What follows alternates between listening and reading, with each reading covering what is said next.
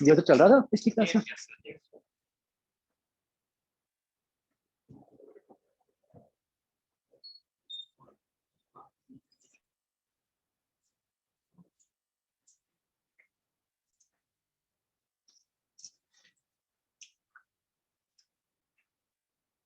हाँ जी बच्चों, तो वो मैसेज तो आपको मिल गया होगा, टेस्ट कर ले आपका, ठीक है क्लास का टाइम में। आज अपनी 2 है ना क्लासेस, तो फिर कल क्लास के टाइम पे वो टेस्ट रख लेंगे।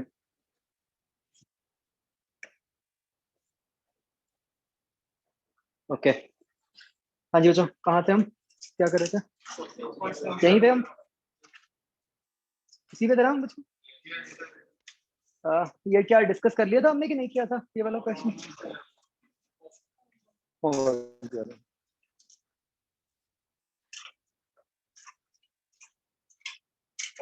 ओके चलो चेक करो। हमने ये तो किया था ना डिस्कस ब्रॉडली की करना क्या है।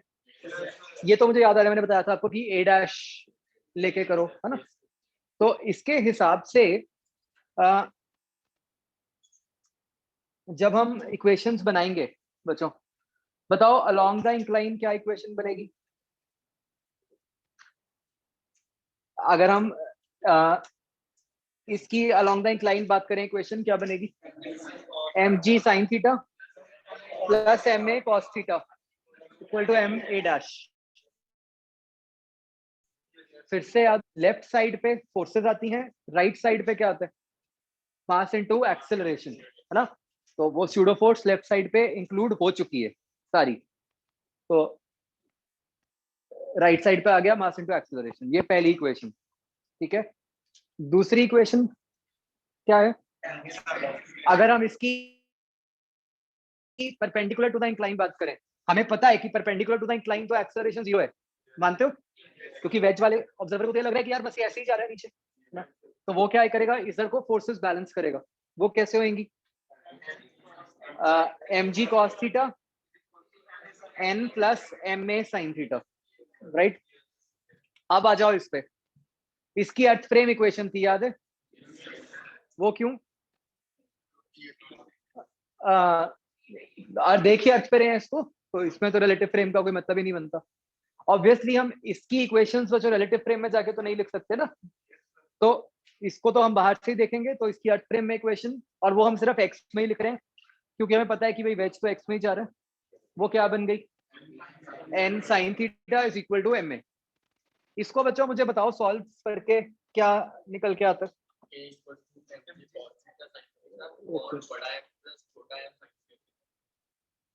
ये ए आता है या ए डैश आता है?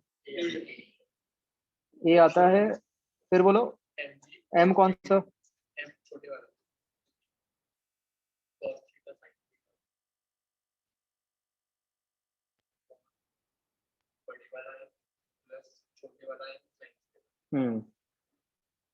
ये आएगा।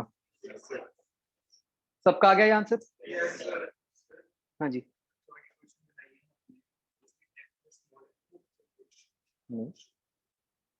सी ये तो क्वेश्चन ही नहीं उठना चाहिए।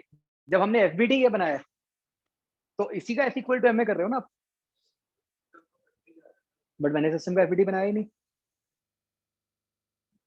है ना।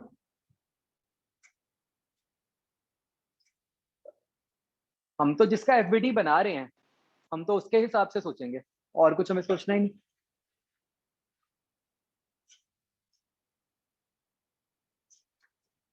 ये बात समझ आ रही है बच्चों? ओके। और यहां से ए डैश क्या आता है?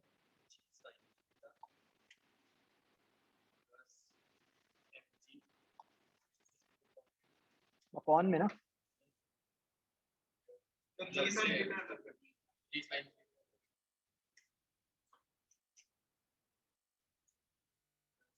कौन सा एम? कौन सा एम?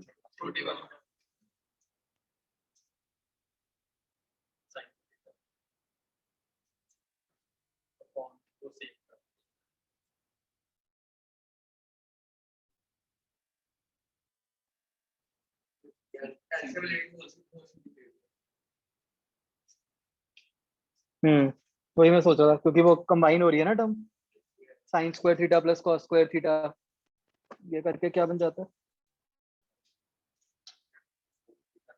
कौन सा एम बड़े दोनों ही आएंगे ना, g into sine theta common ले लेते हैं,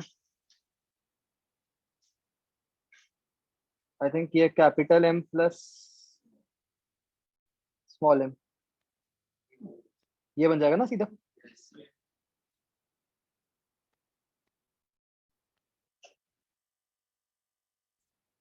बोलो भाई, ये बन गया।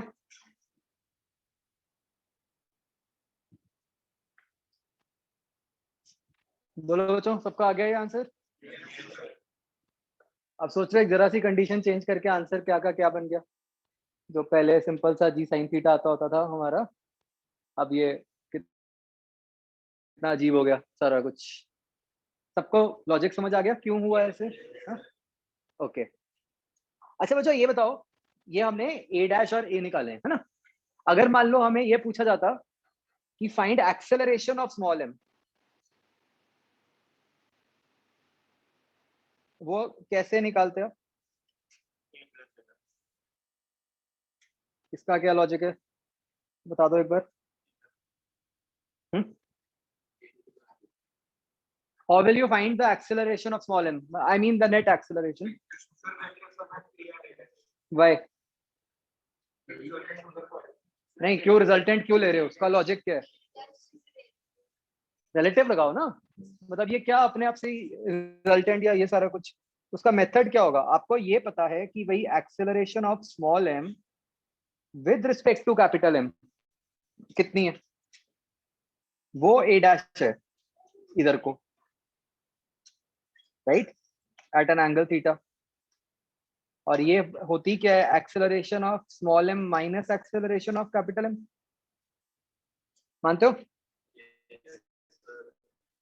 तो यहां से एक्सेलरेशन क्या बन गया,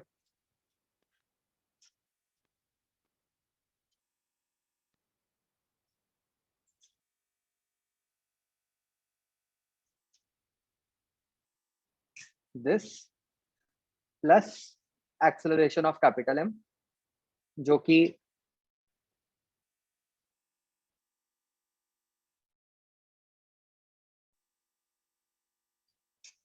इधर को ए है, ठीक है? तो नो डाउट दोनों का रिजल्टेंट है, but you should know the logic, वो रिजल्टेंट क्यों आया।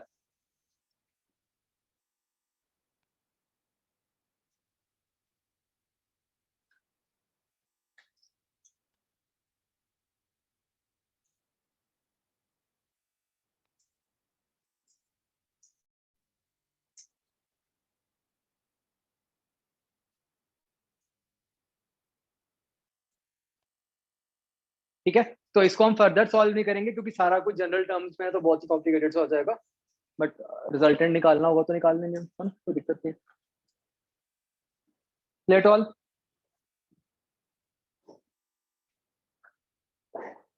ओके, चलो इसी पे बेस बच्चों एक क्वेश्चन ट्राई करो।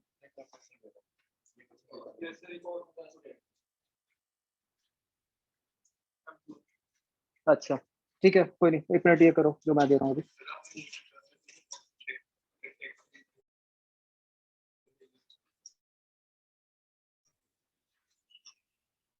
पहले एक में कॉन्फिडेंस ले लें हम, है ना, मैं अभी दूसरा मेथड अभी नहीं इंट्रोड्यूस करना चाहता, कंफ्यूज हो जाओगे। अभी एक में ये इन इटसेल्फ मतलब अभी टाइम लगेगा इसमें कंफर्टेबल होने में।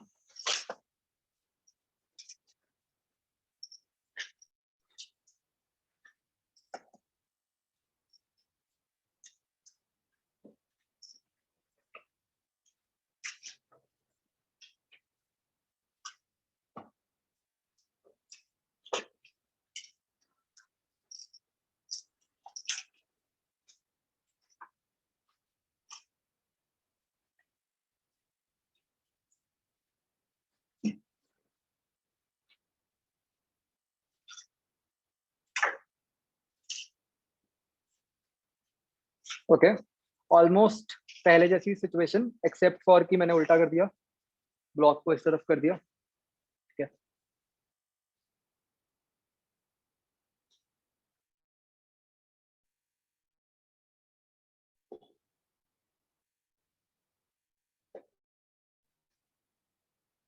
तो जो पिछले में तो ऐसा था कि हम कह रहे थे कि ब्लॉक की मोशन के कारण ये जो कैपिटल एम है ये मूव कर रहा है। अब हम थोड़ा चेंज कर रहे हैं, हम कह रहे हैं कि अब हमने कैपिटल एम पे एक ऐसे फोर्स लगाई हुई है, तो क्या होना चाहिए इस केस में?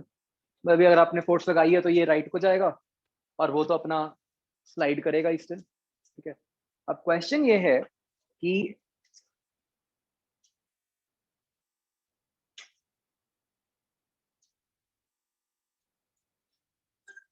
Find F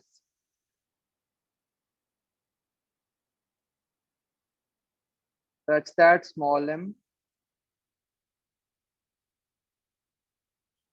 does not slide on capital M.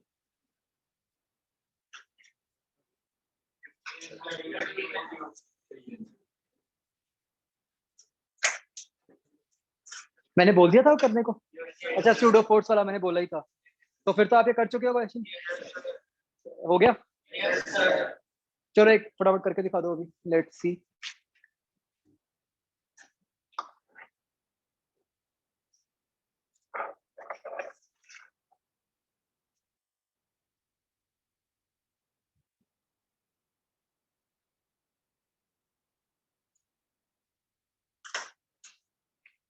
जो बच्चों पिछले वाला जो क्लास टेस्ट हुआ था उसमें कोई करेक्शन है क्या? क्या ठीक था? ठीक था ना?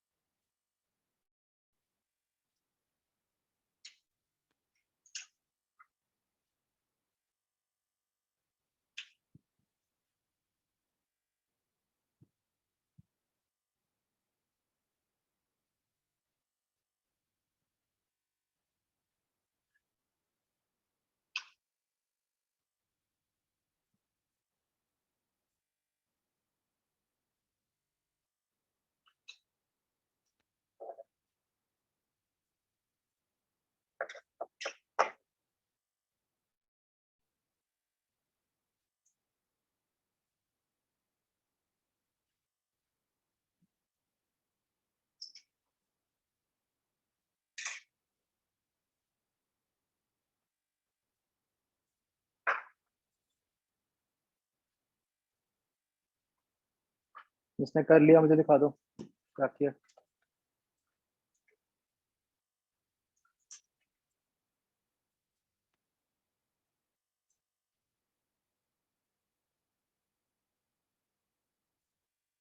ये कैसा है?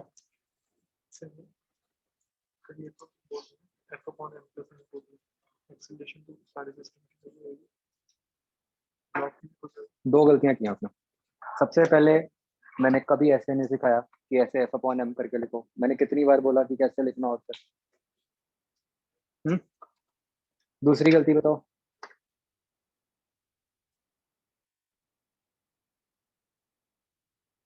मैंने स्पेशली बोला था कि मूविंग ऑब्जेक्ट्स पे अभी सिस्टम वाला कुछ मत यूज करो।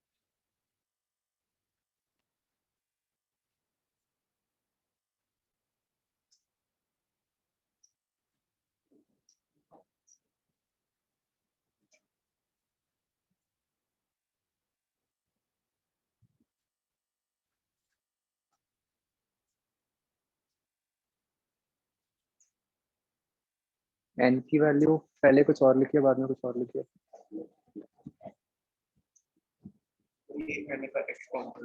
हाँ,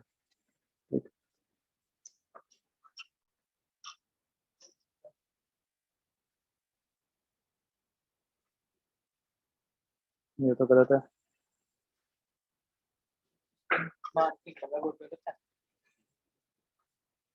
मैंने शायद बोला था ना कि नई सिस्टम यूज करना। मैंने आपको कहा नहीं कि सेकंड लॉ भी नहीं अप्लाई करना सिस्टम पे, या नहीं बोला? मतलब उसके बाद ये भी कभी नहीं बोला कि हाँ आप लगा लो, बोला क्या ऐसा है? चल कोई बात नहीं, तुम नहीं मानोगे, मैं अगला क्वेश्चन दे देता हूँ फिर मान जाओगे। ठीक है।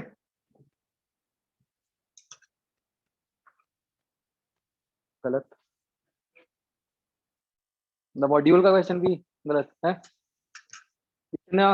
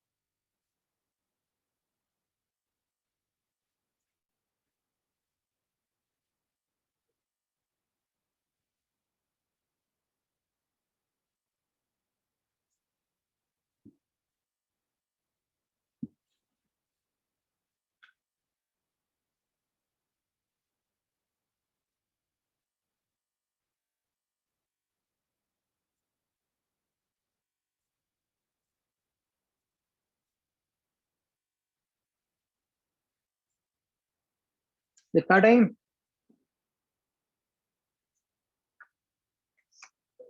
क्या करना है इसमें बच्चों? पहले दोनों के अलग अलग एफबीडीज बना दें।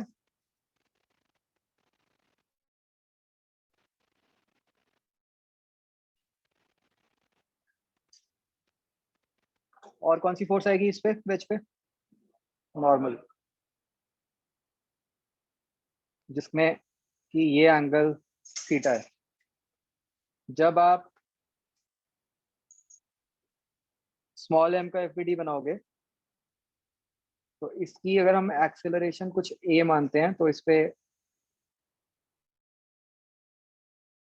एक स्यूडो फोर्स आ गई हमें, एक एम जी साइन थीटा आ गई। और क्या आएगा बच्चों?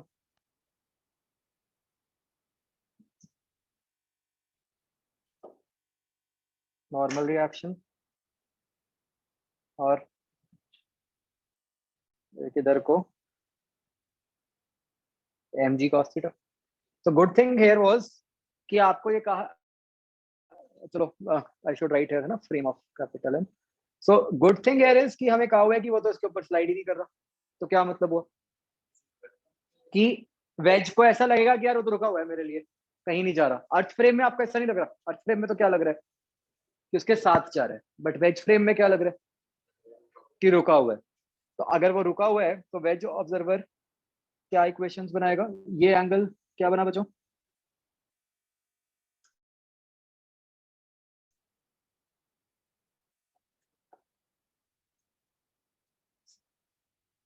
ये एंगल थीटा ही बनेगा, है ना? तो आपकी इक्वेशन क्या बन गई? सिर्फ अलोंग द इंक्लाइन ही लिखते हैं, m g sine theta is equal to m a cos theta. ये कट गया, ए की वैल्यू आ गई जी टैन थीटा। आप लोग कहीं से सॉल्यूशन देखते हो क्या क्वेश्चंस के? सच बताओ। मतलब चाहे नेट पे या कहीं भी।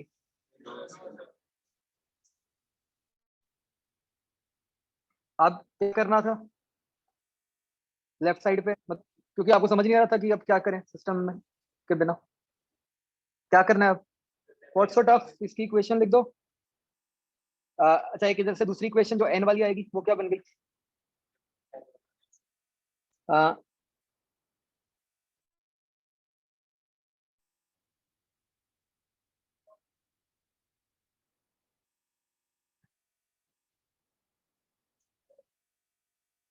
M g cos theta plus n is equal to m a sine theta बच्चों यही बनेगी।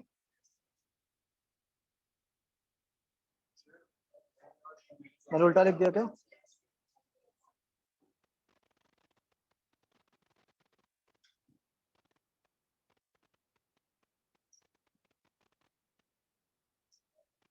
M g cos theta plus m a sine theta is equal to N.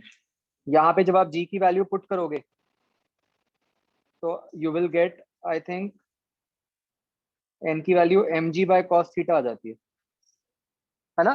मैं बार बार इसलिए ये एक इन इटसेल्फ एक क्वेश्चन है कि भाई नॉर्मल रिएक्शन निकालो इस केस में। ठीक है तो वो वैल्यू आ गई m g by cos theta. अब इस पे क्या बनी इक्वेशन बचो लेफ्ट साइड पे वेज की f minus capital n sine theta is equal to capital m में। तो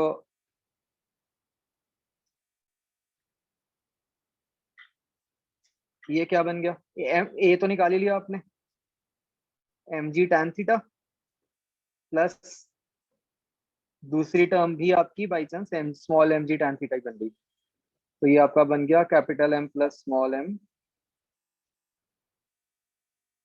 जी tan theta. Clear everyone any doubt. अगला क्वेश्चन दूं सिस्टम से करोगे क्यों।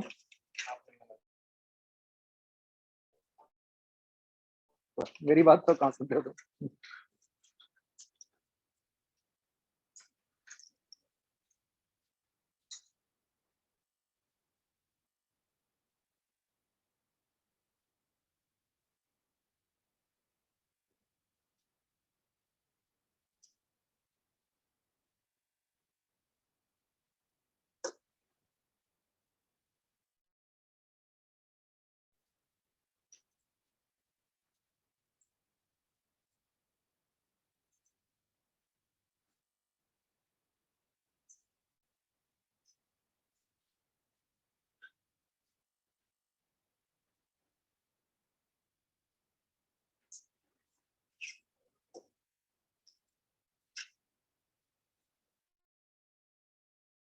तो जो मैंने वैसे जोड़ दूंगी मतलब आप समझ गए हो कि कॉन्टैक्ट है छोटा सा चेंज है बस है ना।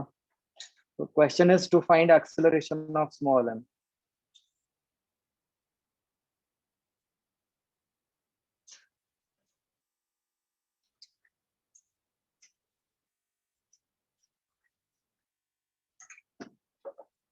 एग्जैक्टली 5 मिनट्स मिलेंगे हो गया ठीक है नहीं हुआ कोई बात नहीं।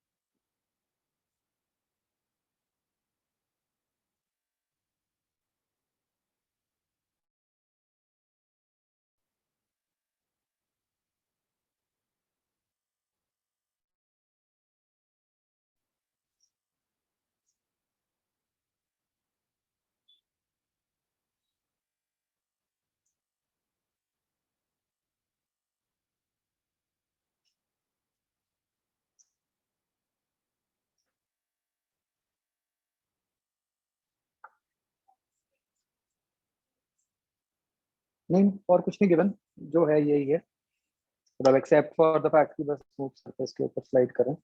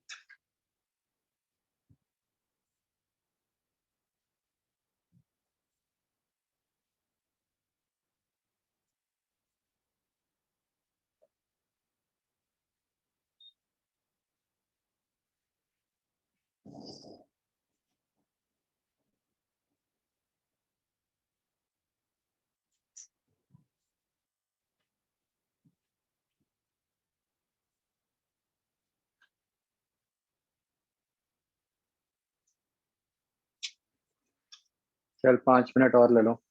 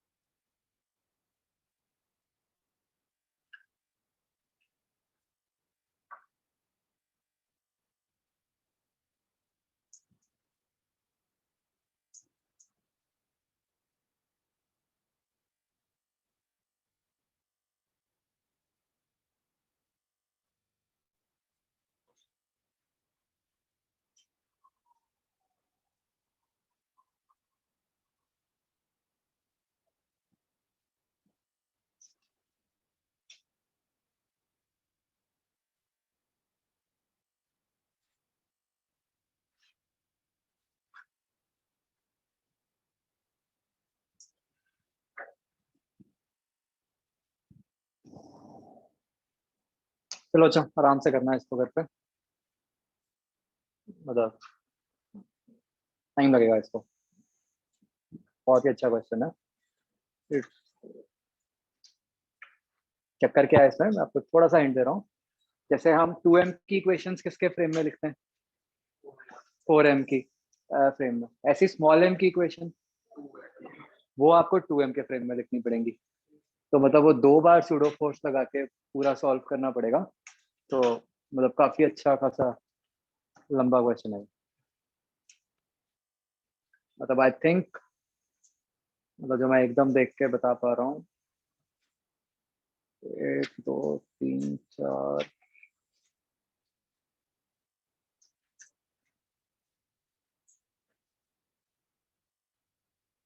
मतलब 6 या 7 इक्वेशंस बनेंगी जिनको सॉल्व करके इसका आंसर निकलेगा। करना बहुत अच्छा क्वेश्चन है, मतलब सारा कंसेप्ट बिल्कुल क्लियर हो जाएगा। ओके, 3A कर ली थी फिर आपने कहा सूडो फोर्स? नहीं नहीं, आंसर तो सिंपल आ जाएगा क्योंकि मैंने सारे एंगल्स और मासेस की रेशो दे दी आपको, तो बड़ा नहीं आएगा आंसर। आंसर तो सीधा आपका जी इंटू सम नंबर। इतना सिंपल नहीं हो सकता। कितना गिवन है वैसे? देखो चलो इससे ना मैं आपको एक बात बताता हूँ। जैसे आपने बोला 2g/sin थीटा, ये तो पक्का ही गलत है। एक बात सोचो, ये ना चीज मैंने आपको एक और जगह भी बतानी थी, अच्छा हुआ याद आ गया मेरे को। क्यों मुझे पता चला? ये जो भी ब्लॉक्स हैं, ये मतलब किस कारण से, एक मिनट, अच्छा नहीं, यहाँ तो एक्सटर्नल फोर्स लग गई, यहाँ नहीं हम सीधा कह सकते।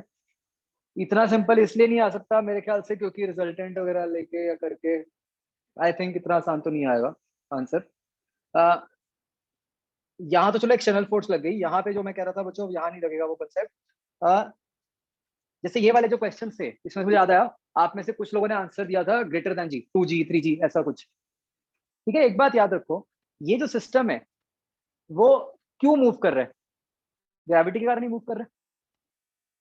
ठीक है, ये थ्रेड्स वगैरह उसको रोक ही रहे हैं ना, उससे मतलब धक्का तो नहीं दे रहे उसको। तो इससे क्या पता चलता है? जी से तो बड़ा आंसर आ ही नहीं सकता। ठीक है, इट्स नॉट पॉसिबल। अगर आप किसी भी ब्लॉक का आंसर ये निकाल रहे हो कि भाई उसकी एक्सेलरेशन जी से ज्यादा है, इसका मतलब सीधा आप ये कह रहे हो कि उसको तो थ्रेड धक्का मार रहा है। क्या ऐसा हो सकता है? नहीं हो सकता, राइट? तो वो तो क्लियर कट ही आपको पता है कि भाई वहां गलती हुई है। ऐसे ही जो अभी मैंने आपको क्वेश्चन दिया था, इस केस में भी आंसर जो, चलो इतना आपको आइडिया लगना चाहिए, जो स्मॉल एम ब्लॉक है, स्मॉल एम ब्लॉक की एक्सेलरेशन बच्चों किधर को होगी? राइट को होगी। कौन लेके जा रहा है उसको राइट को? अच्छा, कौन लेके जा रहा है उसको लेफ्ट को?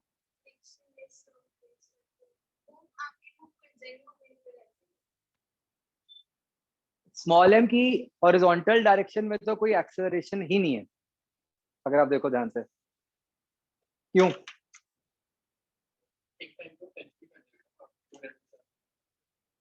है? नहीं नहीं, आप यही मान रहे हो थ्रू आउट इस तरह से ही है। ऐसा कुछ नहीं सोचना कि 2m आगे चला गया और वो सॉरी बन गई सिचुएशन। आप इसी सिचुएशन के लिए निकाल रहे हो जो निकाल रहे हो। तो आपको ये बात समझ आई कि स्मॉल एम की एक्सेलरेशन तो सिर्फ नीचे को हो सकती है, हॉरिजॉन्टली हो ही नहीं सकती। क्यों? कोई है ही नहीं, कोई हॉरिजॉन्टल फोर्स ही नहीं है स्मॉल एम पे। करेक्ट। तो अगर ऐसा है तो स्मॉल एम नीचे को किस कारण से आ रहा है? ग्रेविटी से ही आ रहा है। अगेन वही बात कि ये जो ब्लॉक्स हैं वो तो उसको रोक ही रहे हैं, मतलब कुछ धक्का ही मारेंगे उसको, खींच तो नहीं रहे उसको। तो क्या मतलब हुआ? जी से छोटा ही आएगा आंसर। तो इसलिए वो आंसर तो गलत ही हो गया। Clear? Pseudo force is just a trick, मतलब वो तो आपको सॉल्व करते हुए उसकी जरूरत पड़ रही है। फाइनली फंडामेंटल्स तो चेंज नहीं होंगे ना। मतलब जब आप पूरा सॉल्व करके निकालोगे सूडो फोर्स वगैरह लगा के, यही निकल के आएगा कि स्मॉल m की नीचे कोई है।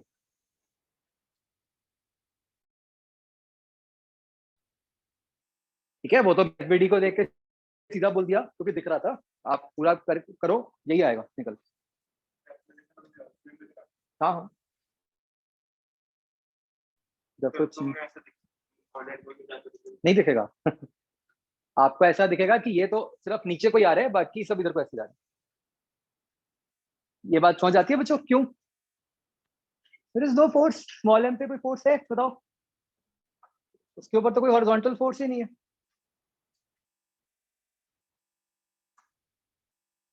बोलो भाई, क्लियर बात? चलो आगे बढ़ते हैं। ऊपर को कैसे? हम्म,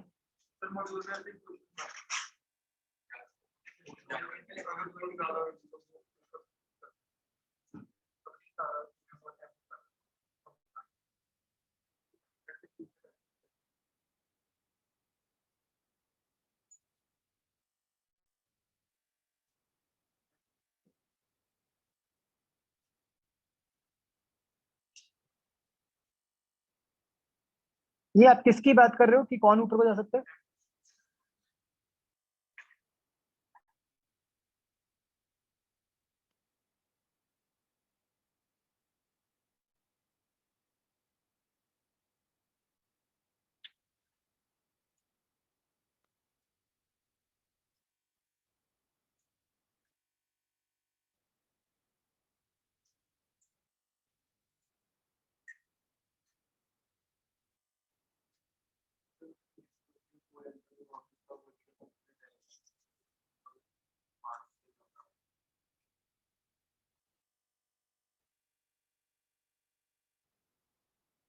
नहीं जा सकता ऊपर को।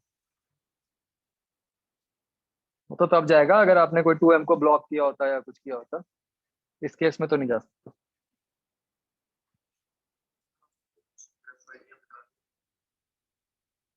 I'll have to solve, देखते हैं।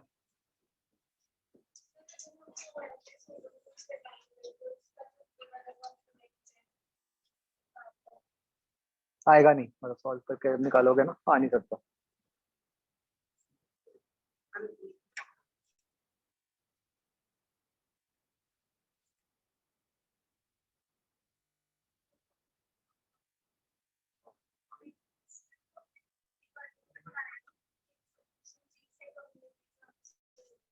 हम्म,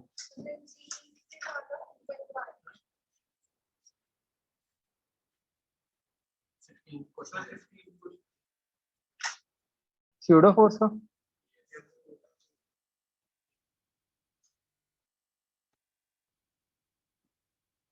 देखते हैं, एक मिनट।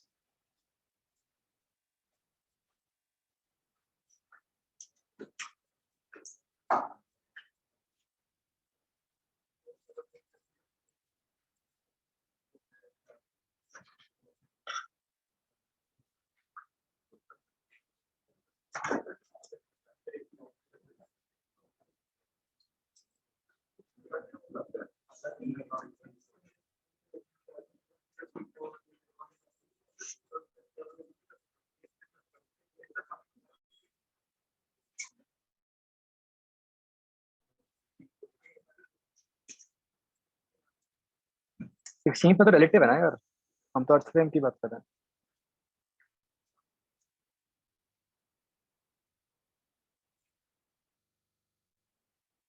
उसका कोई डायरेक्ट लॉजिक तो नहीं बन रहा कि मतलब जिस कारण से हम रिजेक्ट कर पाए, तो जो जो इसमें कर सकते हैं कि नीचे को तो जी से ज्यादा नहीं आ सकती ना। हाँ जी, इसमें बताओ, ई पार्ट करना है ना अपना, ये के बताओ।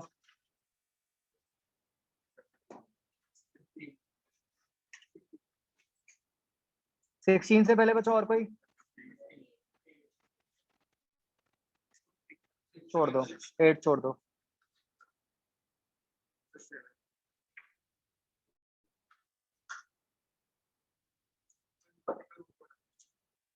ये वही इसी फिगर का है ये क्वेश्चन। तो आपने क्या करना है, जैसे 7th क्वेश्चन जो है, आपको कहा है रीडिंग ऑफ स्प्रिंग बैलेंस जब ये सिचुएशन है, तो आपने बस क्या करना है, इसके फ्रेम में चले जाओ। वैसे अर्थ फ्रेम में भी कर सकते हो, बट अर्थ फ्रेम में जो प्रॉब्लम क्या बन जाएगी, फिर ये मूविंग पुली बन जाएगी। समझ रहे हो बात? अगर आप इसको अर्थ फ्रेम में करोगे तो अर्थ फ्रेम में तो ये पुली ऊपर नीचे जा रही है ना, तो उससे बेटर है रिलेटिव फ्रेम में चले जाओ। रिलेटिव फ्रेम में तो फिक्स्ड है, तो सीधा आसान है कि जितनी एक के ऊपर उतनी दूसरे के नीचे। तो आप रिलेटिव फ्रेम में जाओ, ये जो स्यूडो फोर्स है mg/10 दोनों पे लगाओ नीचे को, जो भी उसका m × g/10 बनेगी, और फिर नॉर्मल 2 ब्लॉक सिस्टम की तरह सॉल्व कर दो, तो टेंशन आ जाएगी। और जो आपका आंसर आएगा वो क्या आएगा, 2t, उसका डबल। ठीक है, आगे 8 तो अभी नहीं कर रहे हम।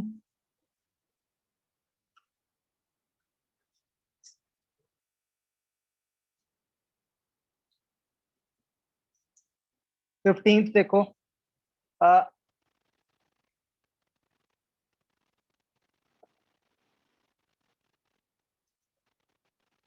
हम कह रहे हैं कि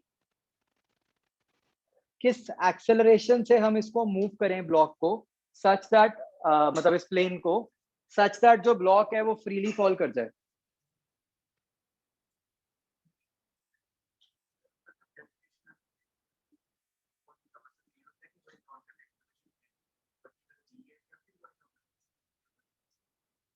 फ्री फॉल का मतलब है सिर्फ जी, फॉलिंग अंडर ग्रेविटी ओनली, मतलब वर्टिकल में जी होना चाहिए बस, हॉरिजॉन्टल 0 होना चाहिए, वर्टिकल में जी होना चाहिए, एक्सेलरेशन। ठीक है, हाँ जी, 15th हुआ बच्चों किसी का?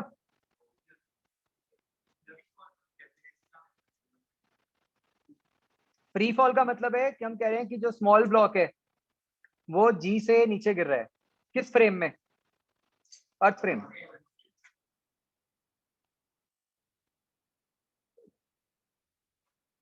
मतलब क्या डेफिनेशन का पंगा था, या मतलब समझ नहीं आया कि सॉल्व कैसे करना?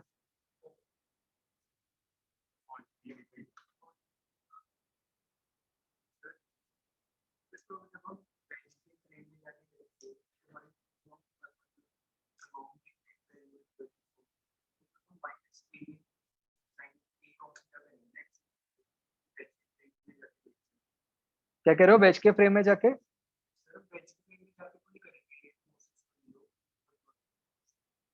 अर्थ फ्रेम में, अर्थ फ्रेम में फ्री फॉल की बात हो रही है ना, वेज फ्रेम में थोड़ी है फ्री फॉल। वेज के फ्रेम में तो जो भी वेज के हिसाब से होगा कि अलोंग द नॉर्मल 0 और वो सारा कुछ उससे ही होगा।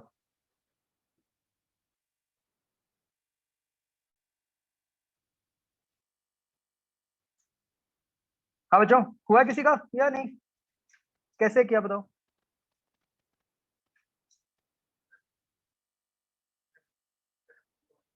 हम्म,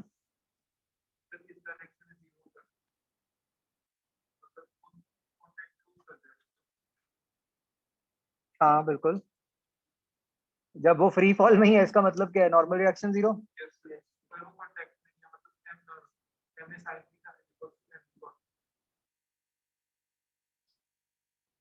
तो यस, तो आपको भाई ये वाला जो स्मॉल ब्लॉक है वो फ्री फॉल में कब होगा, जब उसके साथ और कुछ कांटेक्ट में ही नहीं होगा, है ना, इन अदर वर्ड्स, मतलब जो नॉर्मल रिएक्शन है वो 0 हो गया।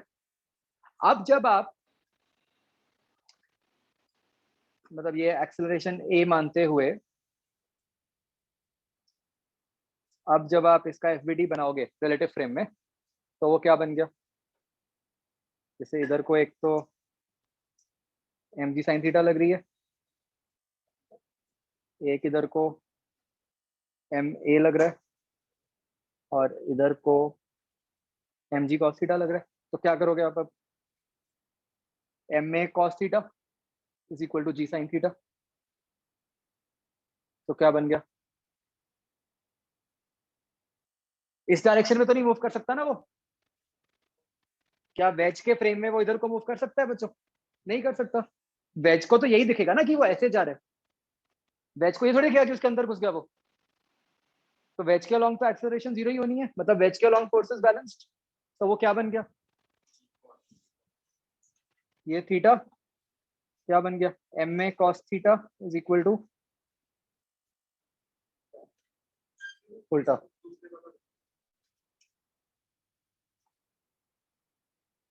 ये थीटा नहीं होगा मेरे ख्याल से ना, ये 90 माइनस थीटा है।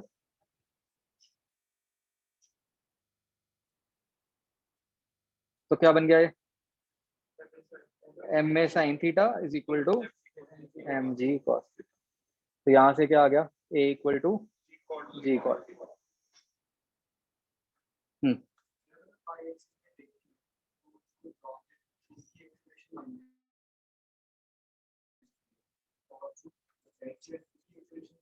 वाई में, हाँ।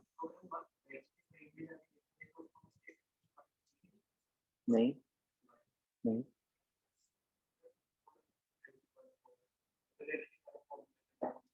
रिलेटिव में उसको आपको पता ही ना कि रिलेटिव में उसकी है क्या, लगाओ रिलेटिव वाला formula. Acceleration of block with respect to wedge is equal to acceleration of block minus acceleration of wedge. तो आपको तो एक्सेलरेशन ऑफ वेज अभी पता ही नहीं, कैसे लगाओगे रिलेटिव।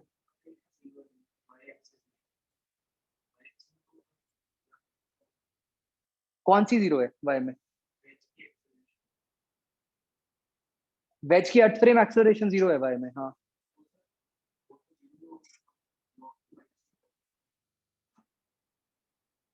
इससे तो आपको ये पता चल गया कि ब्लॉक की रिलेटिव वाई में क्या है, उसका क्या करोगे। वेज के फ्रेम में पता चल गया कि बाई डायरेक्शन में क्या है। मैंने तो वेज के फ्रेम में इस डायरेक्शन में इक्वेट की है, आप वर्टिकल डायरेक्शन की बात कर रहे हो। वर्टिकल में हो सकती है लेकिन इस डायरेक्शन में तो नहीं हो सकती ना पक्का से, क्योंकि इधर नीचे को जा रही है तो उसका एक कंपोनेंट तो वर्टिकल में होगा ना, बट इसके अलोंग नहीं हो सकता कुछ भी।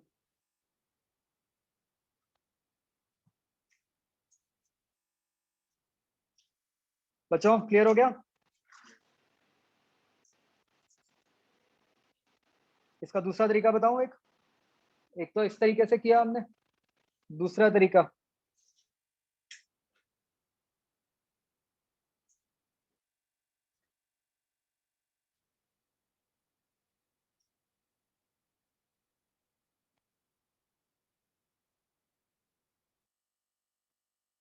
तो ये आपको पता है कि ब्लॉक की जी नीचे को एक्सेलरेशन, वेज की ए राइट को है, क्या लगा सकते हैं, contact constraint along normal acceleration same। What is the, ये एंगल बताओ बच्चों, ये वाला एंगल थीटा है ना, और ये वाला 90 माइनस थीटा है। वेज की एक्सेलरेशन अलोंग नॉर्मल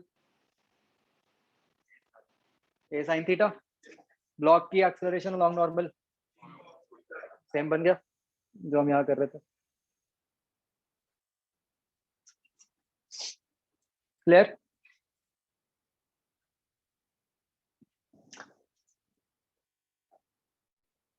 बट वैसे सूडो से ही करो, है ना, मतलब नया मेथड नहीं इंट्रोड्यूस करते, मैंने बता दिया कि हाँ उससे हो सकता है, but at the same time pseudo से भी आपका हर क्वेश्चन हो जाएगा।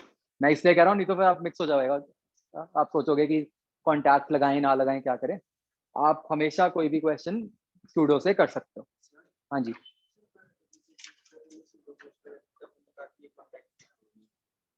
नहीं नहीं, मतलब जस्ट कॉन्टैक्ट, वो वाली चीज। एक्चुअली अगर आप बच्चों सोचो ना, ये जो हमने आंसर भी निकाला है, ये जो जी कॉट थीटा आया, this is the minimum acceleration.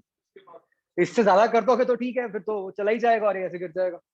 ये हम बात कर रहे हैं बिल्कुल जस्ट लिमिटिंग केस की, जब जस्ट कॉन्टैक्ट छूटने वाला है। तो आप क्वेश्चन में चाहे मतलब एक करेक्शन भी कर सकते हो कि विद व्हाट मिनिमम एक्सेलरेशन। ये बात समझ रहे हो बच्चों, क्यों, इससे ज्यादा करेंगे तो क्या होगा, वो सीधा गिर ही जाएगा, कोई दिक्कत ही नहीं है।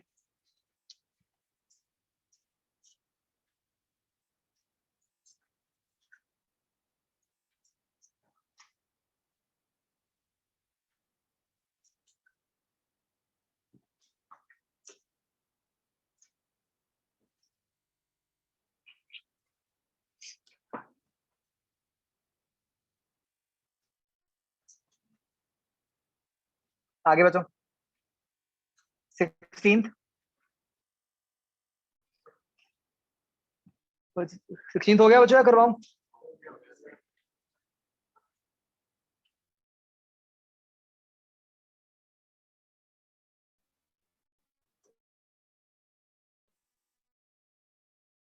वही हो गया चीज, इसमें वो यूज होगा कि normal reaction mg by cos theta है जो हमने अभी डिराइव किया। आगे।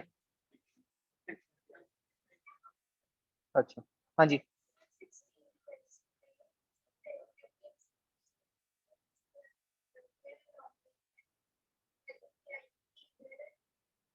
हाँ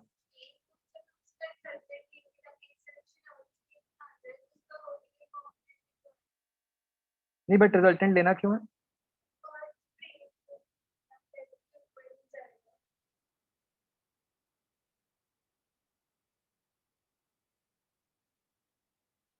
आप कह रहे हो कि इस केस में अगर हम अर्थ फ्रेम में निकाल लें तो वो ऊपर को आती है, ये कह रहे हो?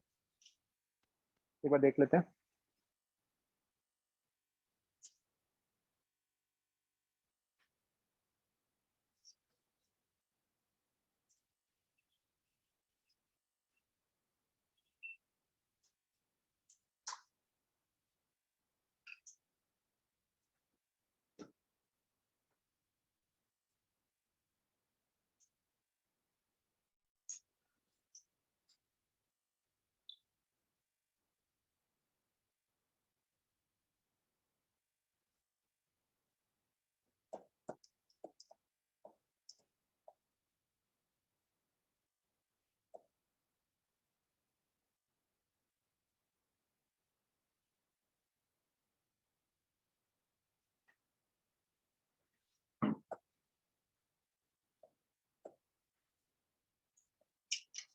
पूरा सॉल्व करके देखना एक बार, ठीक है? ऐसे नहीं।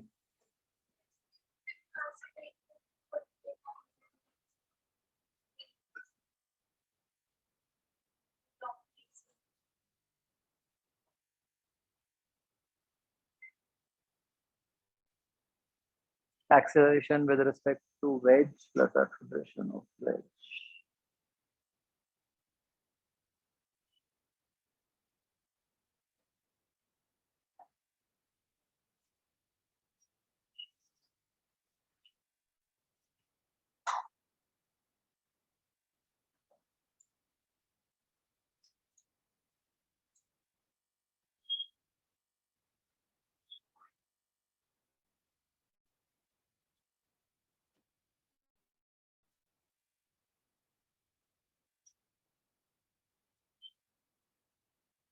सिक्सटीन का बच्चों आंसर क्या आता है वैसे? डी। डी।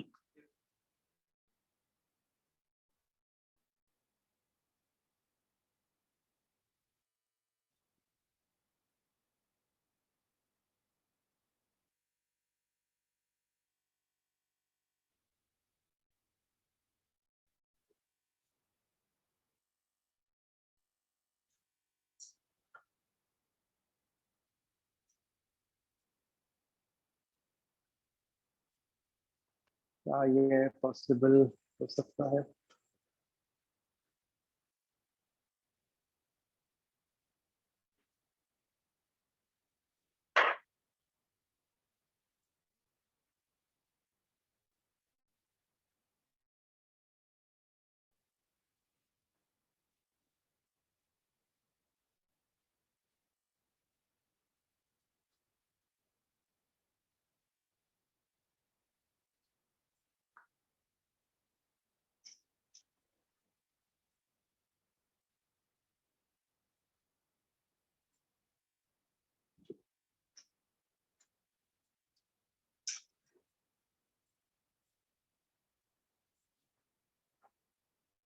ठीक है, कोई कॉन्ट्रडिक्शन तो नहीं आ रही किसी भी तरीके से।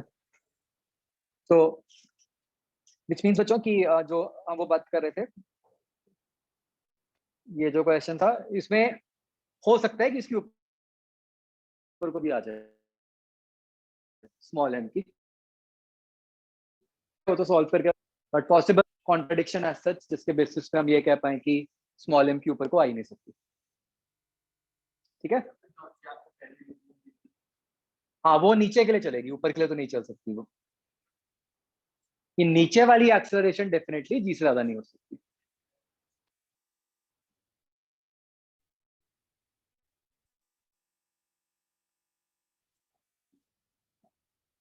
ओके ठीक है। ओके, नेक्स्ट बच्चों हम पार्ट पढ़ेंगे known as impulse.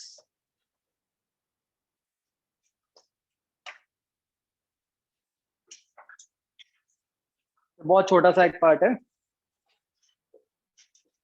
Actually. Although बच्चों हमने इस चैप्टर में बात की है मोमेंटम की, और अभी हम इम्पल्स की बात कर रहे हैं। हम दोबारा बच्चों इम्पल्स और मोमेंटम को और डिटेल में स्टडी करते हैं सब्सिक्वेंटली।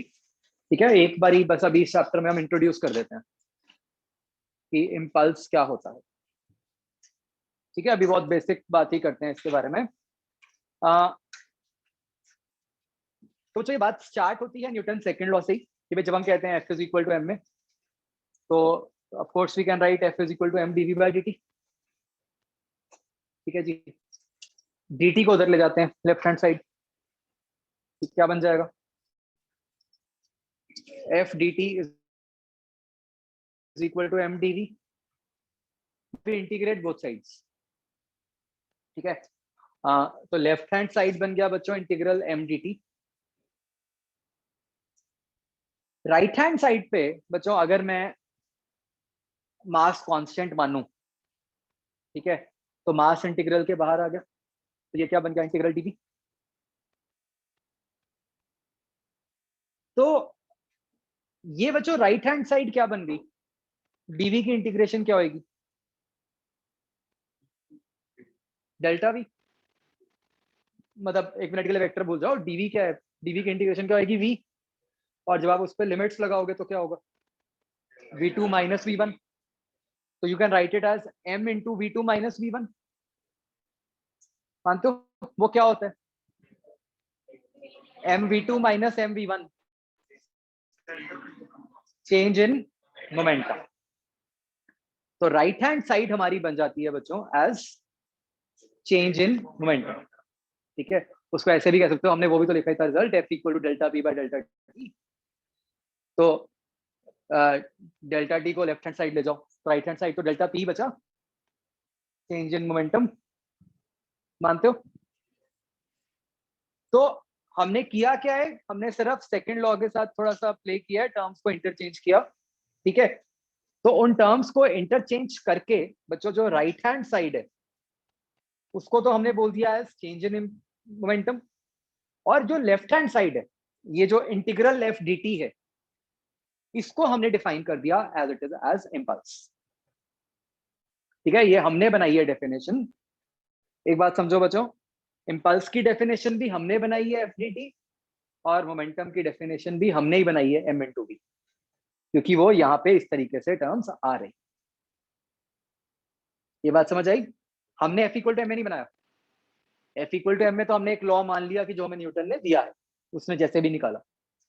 बट ये तो एक उसकी मैनमेड मैनिपुलेशन है ना, कि टर्म्स का इधर उधर करके एक टर्म को कुछ बोल दिया, दूसरी टर्म को कुछ बोल दिया। आ रही है बात समझ? ठीक है, तो लेफ्ट हैंड साइड को हमने डिफाइन कर दिया एज इम्पल्स। ठीक है बच्चों, और राइट हैंड साइड को हमने बोल दिया एज चेंज इन मोमेंट।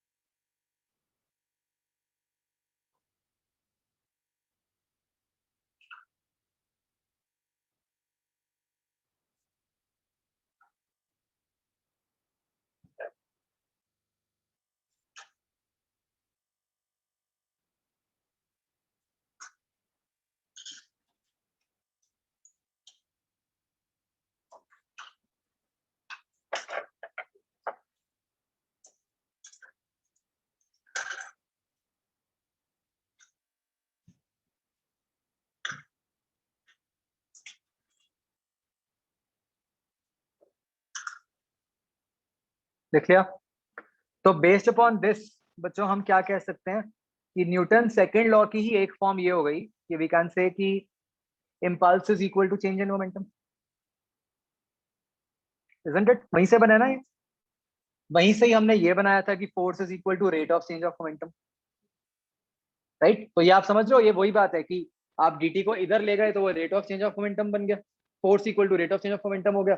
जब आप dt को इधर ले गए तो टर्म इम्पल्स बन गई, तो क्या बोल दिया उसको, impulse is equal to change in momentum. तो बी वेरी केयरफुल अबाउट कि हम कब चेंज इन मोमेंटम की बात कर रहे हैं और कब हम rate of change of momentum की बात कर रहे हैं।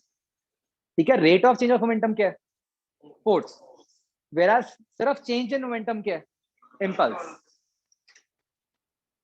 ठीक है जी।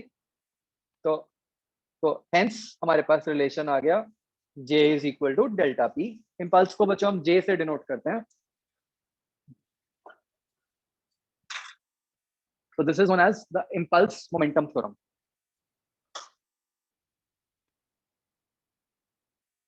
तो अच्छा, आपको ये बात समझ आती है कि हमने इसको थ्योरम क्यों बोला और F equal to m a को लॉ क्यों बोला? ये तो हमने ड्राइव किया है ना, हमने ही बनाया है ये। You can prove this right using Newton's second law. ये तो रिजल्ट आप प्रूव कर दोगे।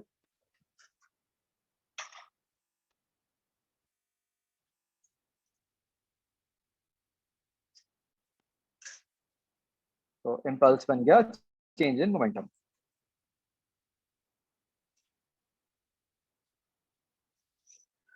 हाँ बच्चों, ये बात क्लियर हो गई सबको? आपको समझ आया ये बना कैसे? ठीक है बच्चों, आप अभी देखोगे कि अगले चैप्टर में भी ना हम यहीं से ही स्टार्ट करेंगे सेकंड लॉ से। आपको ख्याल है कि हम बच्चों ए को दो तरीके से लिखते हैं ना, एक डीवी बाई डी टी और एक v dv by d x. तो अभी हमने इस चैप्टर में उसको डीवी बाई डी टी लेके टर्म्स बनाई। जो अगला चैप्टर है उसमें बस इसको v dv by d x लेके सब कुछ ऐसे ही करेंगे। लेफ्ट हैंड साइड को कुछ बोल देंगे, राइट हैंड साइड को कुछ और बोल देंगे एंड सो ऑन। ठीक है, तो सब यहीं से आता है, अंडरलाइन तो यहीं पे। ठीक है, तो बच्चों let's understand the properties of impulse. तो बच्चों इम्पल्स स्केलर है वेक्टर है? कैसे पता चला? मतलब राइट हैंड साइड से ही पता चल रहा है और लेफ्ट हैंड साइड से ही पता चल रहा है, फोर्स इनटू टाइम है। तो what is vector multiplied, it's a vector quantity. इसका यूनिट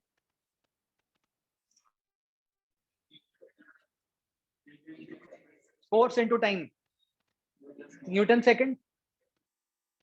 इसकी डायरेक्शन क्या बनेगी?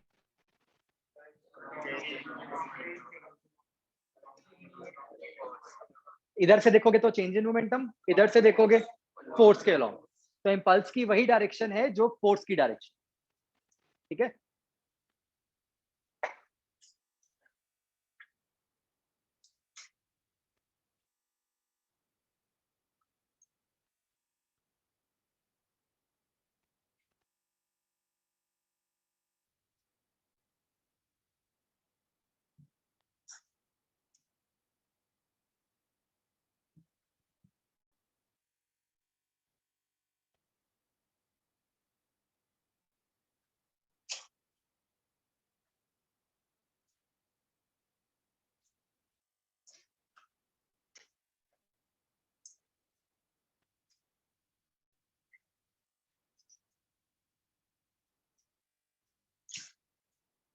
क्लियर? ओके, बताओ बच्चों, अगर आपको फोर्स टाइम ग्राफ दिया हो तो आप उससे इम्पल्स कैसे निकाल सकते हो? एरिया सबको समझ आता है? सीधी सी बात, जहां इंटीग्रेशन वहां एरिया, जहां डिफरेंशिएशन। तो अब आप इम्पल्स कैसे कैसे निकाल सकते हो बच्चों, हम देखते हैं। जैसे एक अभी हमने एरिया बात की, मान लो बच्चों इस एक्सप्रेशन को देखो, इम्पल्स है क्या, इंटीग्रल एफ डी टी। अगर मान लो फोर्स कांस्टेंट हो फिर क्या करेंगे? फिर इम्पल्स कैसे निकलेगी? इंटीग्रेशन के बाहर आ गई वो, तो dt की इंटीग्रेशन क्या है, t। तो अगर तो फोर्स कांस्टेंट है तो इम्पल्स कैसे निकलेगी? f इंटू टी कर दो सीधा। है ना। तो this is the first way.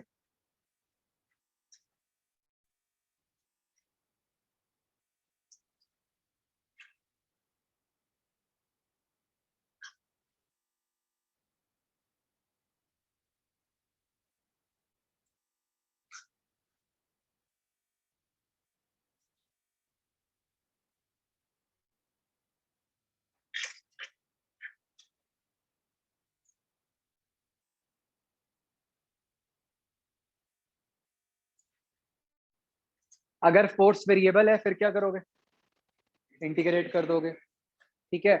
और अगर ग्राफ दिया हुआ है हमें,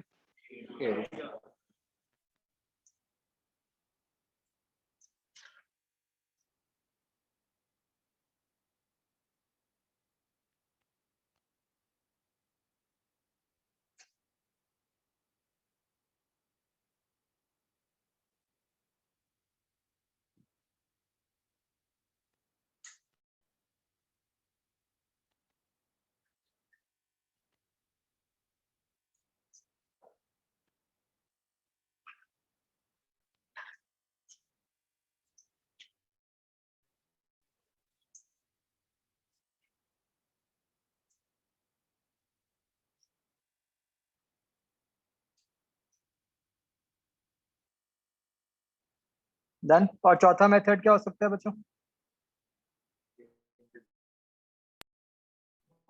चेंज इन मोमेंटम सकते हो, है ना। मतलब अगर सी लग रहा हो और मोमेंटम का आइडिया लग रहा हो, हम चेंज इन मोमेंटम से निकाल देंगे।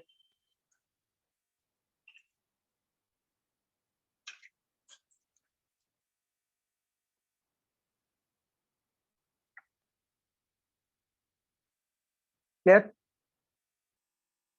इन अदर वर्ड्स बच्चों, अगर आप किसी भी क्वेश्चन में फोर्स निकाल सकते हो तो उसको टाइम से मल्टीप्लाई करके इम्पल्स भी निकाल ही दोगे, इजंट इट।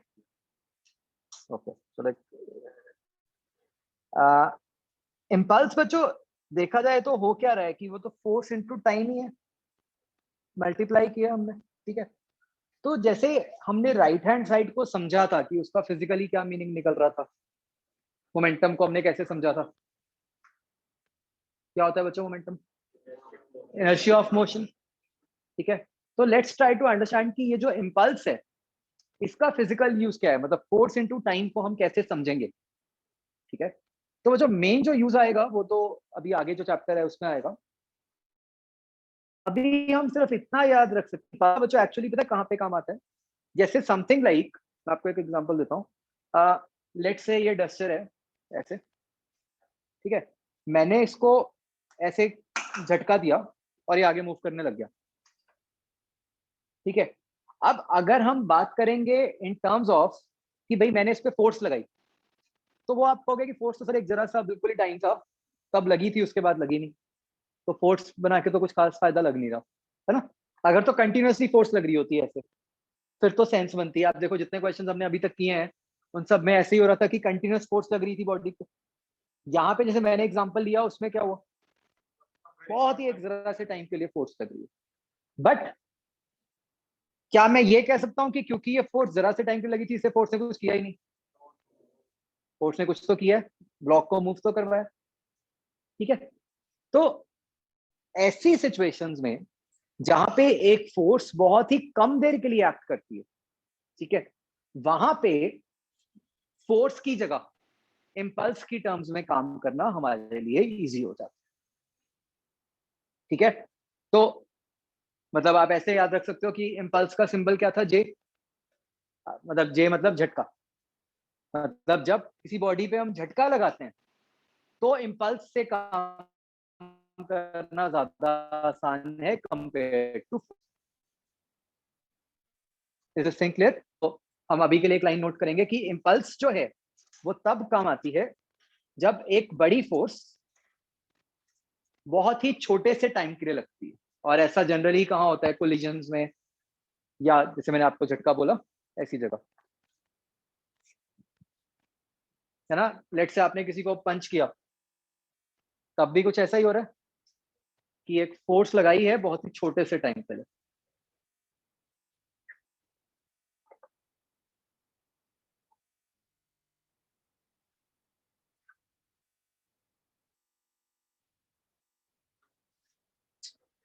क्या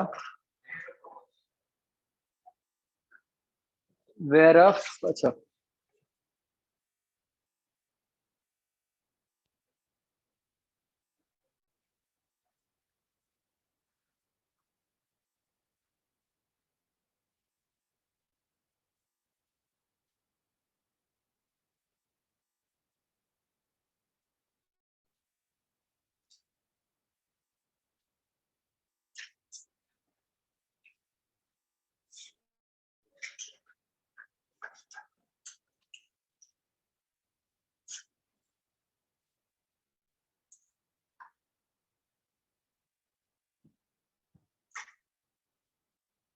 आया समझ बच्चों।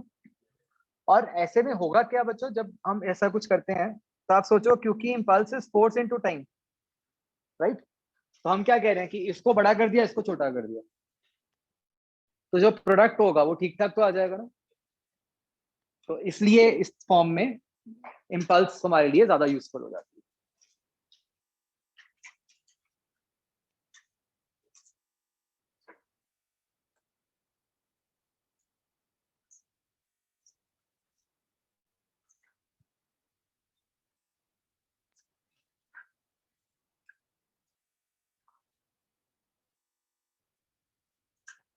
तो आप देखोगे कि हम जितने भी एग्जांपल्स भी करेंगे ना अभी, जिसमें हम इम्पल्स निकालेंगे, उनमें हमेशा ऐसे ही हो रहा होगा कि एक फोर्स बहुत ही छोटे से टाइम के लिए लग रही होगी। जैसे एक एग्जांपल लेते हैं, हमने बच्चों बॉल फेंकी ऐसे दीवार पे, वो रिबाउंड करके वापस आ गई।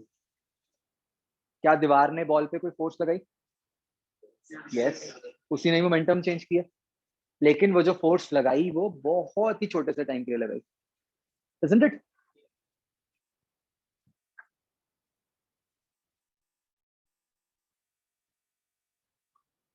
ये ट्राई करो।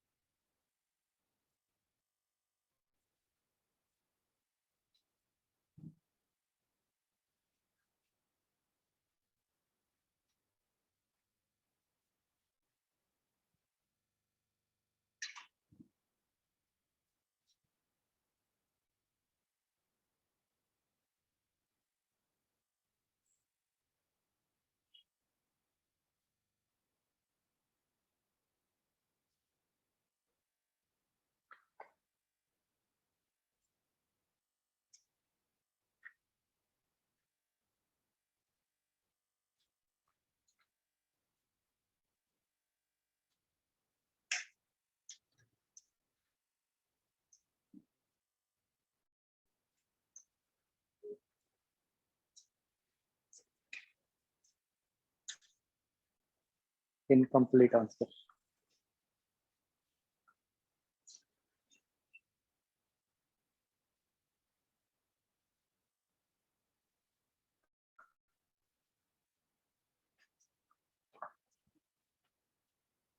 Incomplete answer. इनकम्प्लीट, हाँ ठीक है चलो।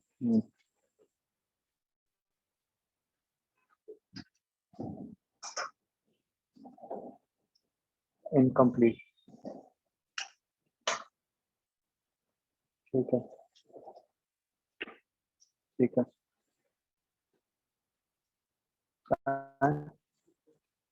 इनकम्प्लीट।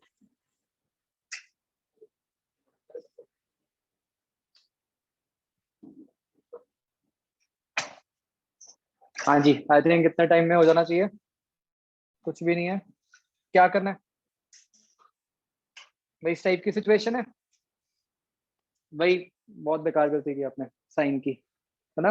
वही किया ना आपने, वो देखा ही नहीं प्लस माइनस। आप पहले निकालोगे कि बॉल किस वेलोसिटी से गिर रही है, वो क्या है, √2gh। ये कितना आ जाएगा, 20। फिर आप निकालोगे कि बॉल किस वेलोसिटी से रिबाउंड कर रही है, वो कैसे निकालोगे? जो हाइट गिवन है वो u²/2g है, उससे आप u निकाल लोगे, तो वो 10√2 आ गया। बट प्लीज, ये नीचे है ये ऊपर है। ये क्वेश्चन की जो थोड़ी सी इंपॉर्टेंस है वो इतनी की है कि हाँ डायरेक्शंस अलग अलग है। तो अब क्या करना है?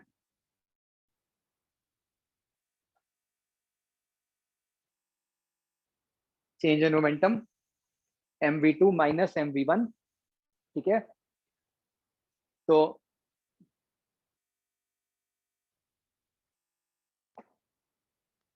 वो माइनस माइनस आ जाएगा ना, दिस माइनस माइनस 20, तो वो प्लस में आ गया।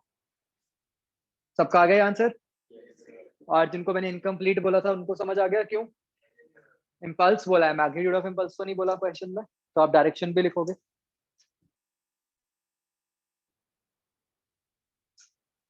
करेक्ट। एंड बच्चों अगर आप ध्यान से देखो, ये जो डायरेक्शन है ये वही डायरेक्शन ही आई ना जिस तरफ को नॉर्मल रिएक्शन लग रहा होगा। तो जैसे मैंने आपको बोला ही था कि इम्पल्स की डायरेक्शन वही होती है जो फोर्स की होती है। भाई दीवार बॉल के ऊपर नॉर्मल रिएक्शन किधर को लगा रही होती, ऊपर को, तो इम्पल्स की डायरेक्शन भी ऊपर को ही आएगी।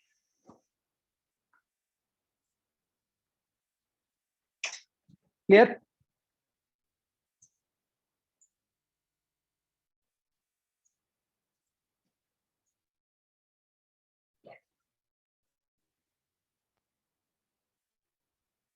आगे समझ बच्चों? ठीक है, तो बहुत ही छोटा सा टॉपिक है इम्पल्स, कुछ भी नहीं है अभी के लिए। बाद में डिटेल में आता है जब हम कोलिजन्स पढ़ते हैं। चलो ठीक है बच्चों, तो ब्रेक के बाद करते हैं शुरू फ्रिक्शन।